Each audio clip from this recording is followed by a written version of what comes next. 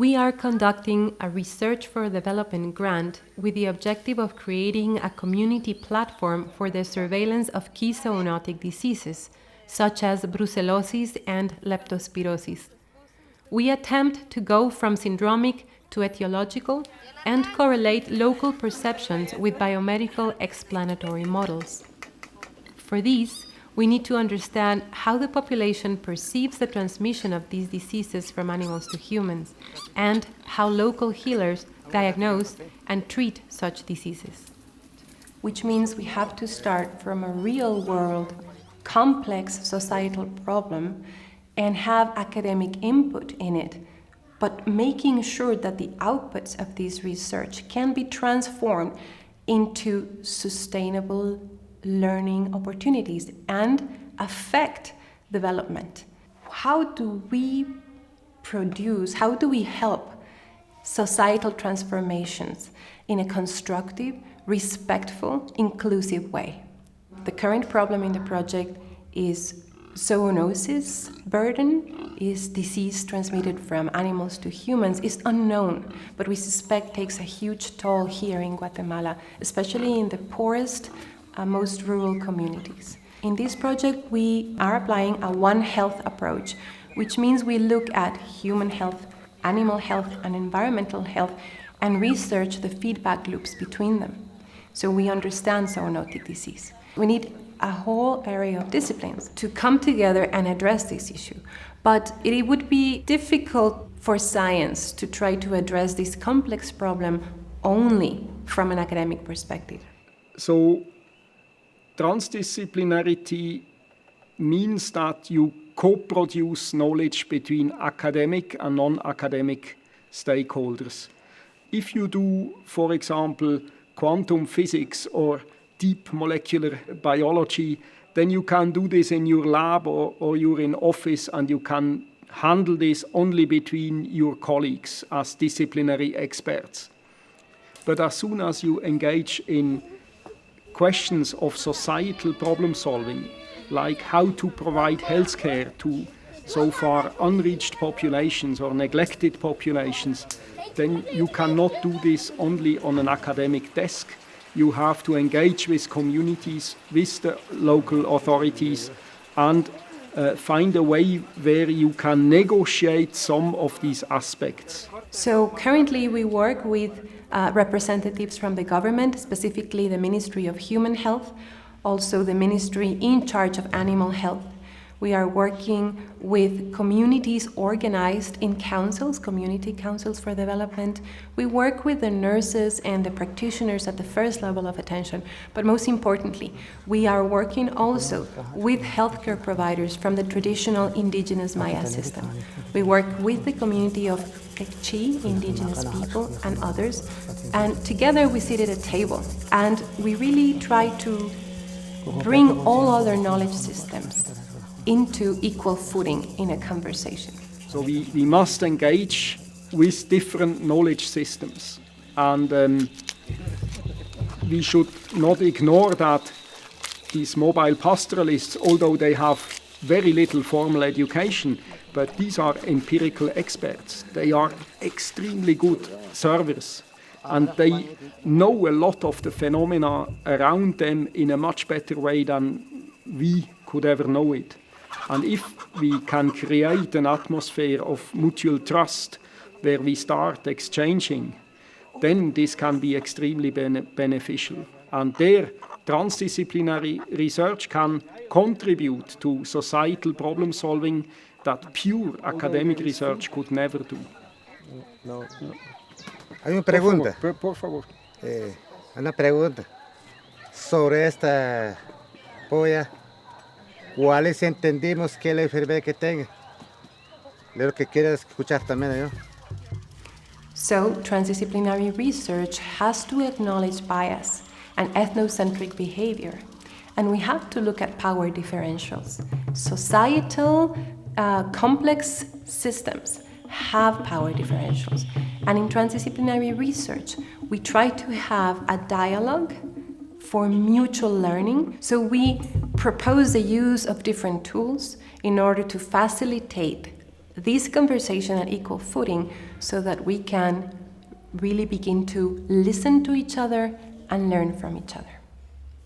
Traditionally, in complex societies like Guatemala, we have a multicultural setting, plurilingual, many languages, and we have a history of not listening to each other. We have very racist, sometimes excluding patterns of behavior, and this has translated into policy. So we sit in the table with all these different practitioners and these different societal stakeholders, and we try to understand each other. How do we do that? That is difficult. Even with having so many transdisciplinary tools, we have proposed to borrow from boundary science research and are currently engaging in what is commonly known as boundary objects. What this is understanding societal boundaries and then finding elements of common interest that sit in between. So they are rather bridging objects between different knowledge or societal systems. And currently we are asking the doctors, the nurses, the scientists that represent biomedical approaches to sit together and engage in meaningful conversations with Maya healers and practitioners, because what we see in the field is a plurimedical system where you have people choosing between Maya medicine and biomedicine in their help-seeking behavior. Inevitably, this concrete object of common interests triggers deeper conversations. Because the Maya healer will do something that is completely out of routine for a doctor, and he'll ask, why did you do that?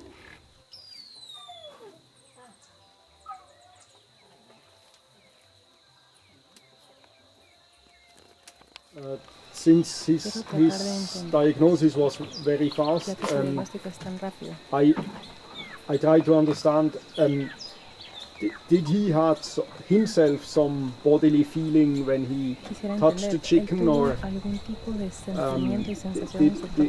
did something happen between him and the chicken so that he knew so fast what it was? Él interpreta la pulsación de la sangre o él siente lo que siente el animal. Dios pasala que li doctora Anchana arusha que ka mas que hola ko mas que li ro que kaslan o malak arusha que kana chap kaslancha makish atrah la ko malakish tiarah la ko ara arusha que aren ani Dios pasala que li kaslan ay naksikali sikali roq puro yel que tosali que George que toque que tik George que toque por casar abiertos naksikali que o naksikali kolom shamblis kolom sitti li kolom George que toque que correct.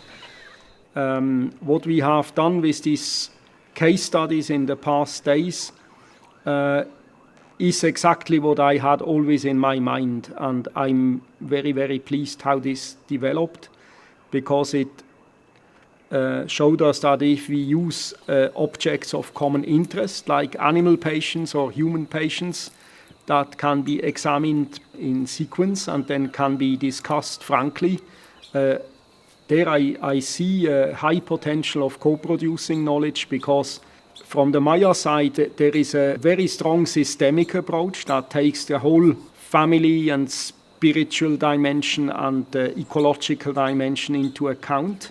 On the other hand, the Western medical system goes for a very detailed examination of the patient with laboratory and surgical and other procedures, and has a strong power. And I believe that there is a potential of additional knowledge that can be created in such a dialogue.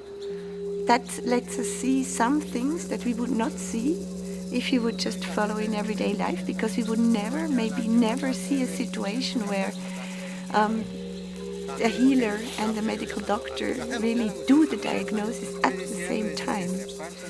So, by creating such a situation, such a space for dialogue, I think we do something very innovative. I think this is a mix. It's a respiratory and measles. And in this virus disease, it's hard to contain.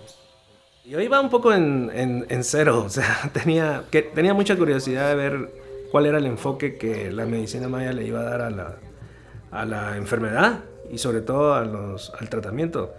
La verdad me sorprendió mucho. Tuve varias sorpresas en ese momento porque aunque yo sabía la utilización de plantas básicamente, creo que me dejó sorprendido que no solamente es eso, sino me di cuenta que es algo más profundo, cosas como más energéticas, como más espirituales. El día siguiente nosotros visitamos la comunidad y yo fui a ver las aves que habían sido tratadas. Y normalmente esas aves, cuando ya están en un grado de enfermedad como el que vimos, pueden morir muchas al día siguiente o en todo caso están muy débiles o deprimidas. Pero en este caso muchas de ellas habían mejorado. Fue una sorpresa realmente porque yo no esperaba que un tratamiento de este tipo tuviera un efecto tan marcado y para mí muy rápido. O sea, tanto abrió mi mente a la posibilidad de la colaboración entre los dos tipos de medicina, a que pueden haber soluciones de ambos lados en conjunto para pues lograr un mejor resultado, sobre todo.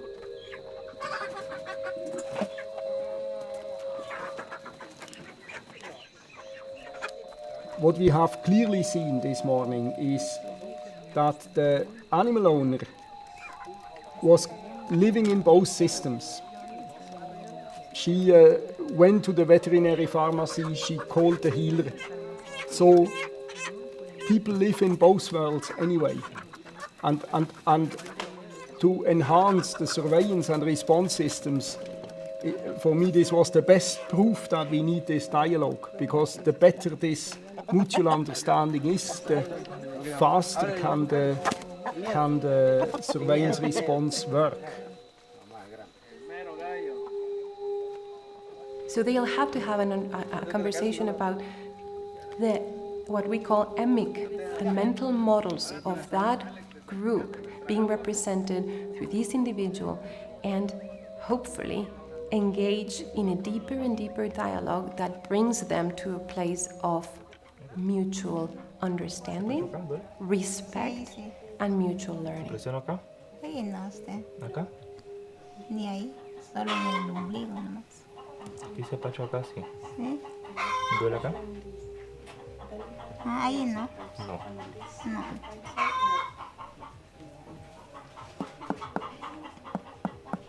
Lo que sí llama mucho la atención es la hernia umbilical que presenta. Es una hernia ya de varios años, cerca de 15 años lo que ellos dicen. Entonces, las hernias umbilicales por lo regular, bueno, estas no se tratan más que solamente por cirugía. En este caso ya es una hernia muy grande, se necesitaría evaluar si sería conveniente colocarle algún tipo de malla para que la hernia no vuelva a salir.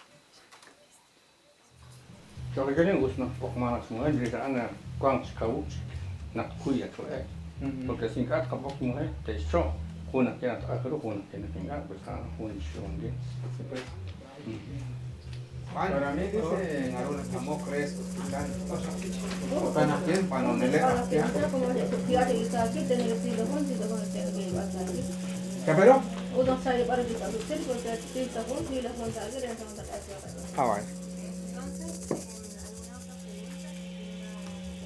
So, transdisciplinary research allows us to address complexity and bring it to something tangible.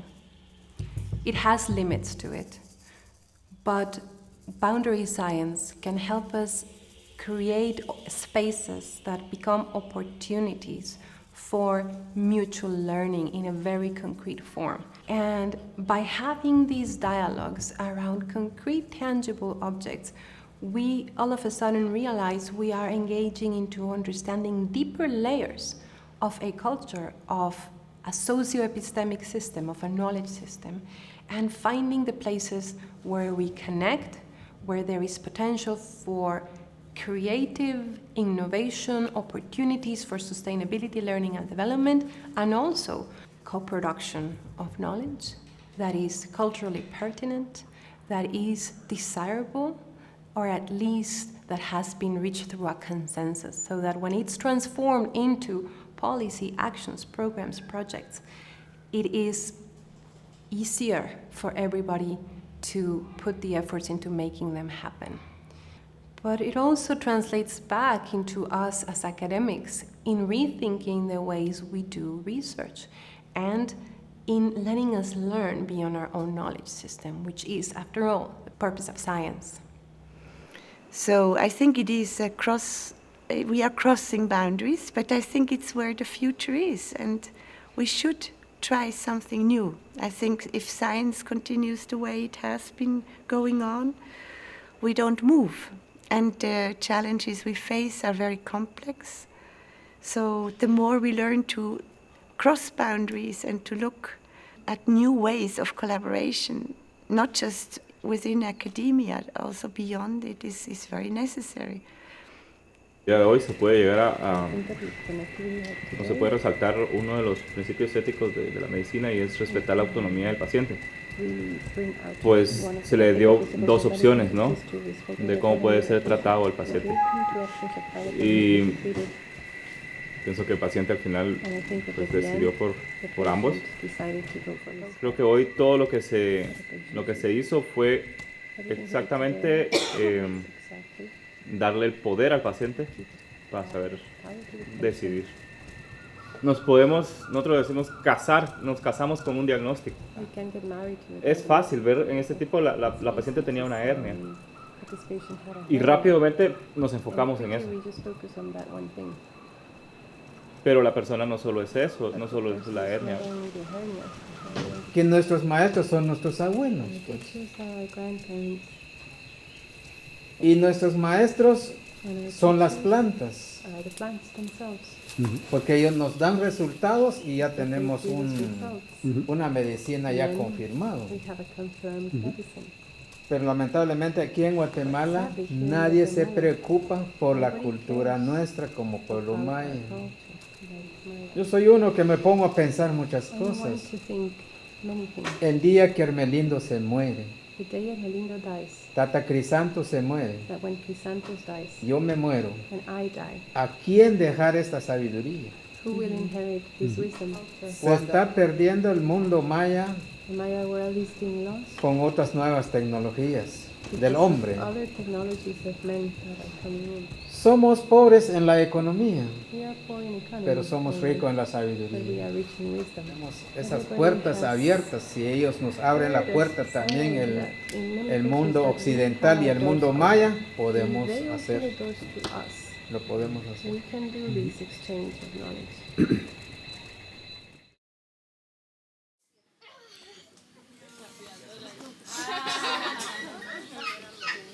There are tangible benefits of a transdisciplinary collaboration between academic and non-academic stakeholders. Strengthening the Maya system gives patients the ability to get health services more culturally pertinent instead of being torn between worldviews. In the end, it is about improving the overall well-being of the patient, benefiting from multiple knowledge systems collaborating.